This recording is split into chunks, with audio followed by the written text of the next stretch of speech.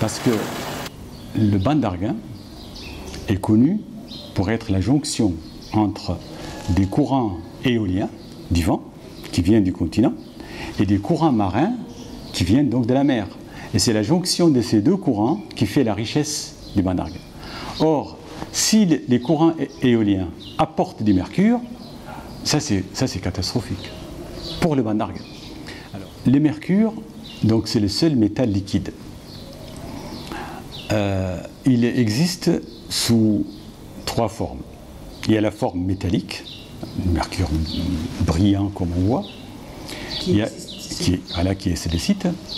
Il y a ce qu'on appelle le mercure minéral, qui peut aussi exister, mais pas tant que ça, en tout cas silicique. Et il y a le mercure organique.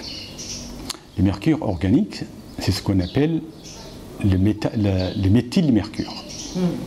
Ça, c'est le composé le plus dangereux des composés issus du mercure. Alors, comment déjà se crée le mercure organique, le méthylmercure? C'est quand le mercure métallique se dépose dans des systèmes, dans des sédiments, dans des vases, par exemple dans des vasières, comme les vasières du PNBA. À la longue, il réagit avec la matière organique et il se transforme en méthylmercure, qui va être consommé par les petites bêtes, enfin disons, voilà, alors les krill déjà, les krill c'est un peu l'équivalent du plancton pour les animaux, donc c'est un peu la base de l'alimentation des poissons. Après, les krill vont être mangés par des poissons qui sont plus petits, puis les plus petits vont être mangés par les moyens, puis les moyens. Et ce qui fait que toute la chaîne alimentaire, à chaque fois, il y a accumulation.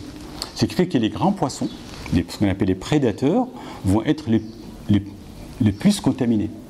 Et ça, c'est quelque chose qui est inéluctable.